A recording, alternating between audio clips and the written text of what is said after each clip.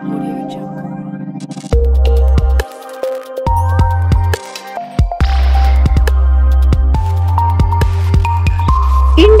TV9 news Maharashtra.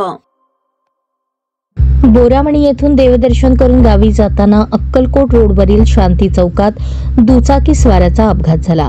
सिमेंटच्या बल्करला cut लागला आणि दुचाकीवरील महिला चाकाखाली आली। गंभीर जखमी होऊन त्या महिलेचा जागीच मृत्यू झाला।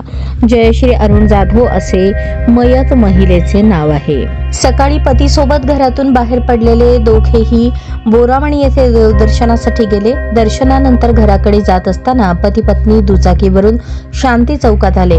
तिथून गावाकडे वळण घेताना सिमेंट बल्करच्या दुचाकीला कट लागला। दुचाकीवरील जयश्री जाधव या बल्करच्या चाकाखाली आल्या आणि त्या जागीच ठार झाल्या। पती अरुण जाधव हेही जखमी झाले। त्यांना पोलिसांनी सिव्हिल हॉस्पिटलमध्ये दाखल केले। नातेवाईकांनी सिव्हिल हॉस्पिटलमध्ये गर्दी केली होती। मयत जयश्री यांच्या पश्चात 2 मुले 1 मुलगी असा परिवार आहे। दरम्यान 3 दिवसांपूर्वीच बाजार समितीजवळील चंदनकाटा येथे देखील अपघात होऊन एक महिला ठार झाली होती। शांती चौकातून वळण घेताना दुचाकीस्वार तेथील खड्ड्याजवळील खडीवरून घसरला।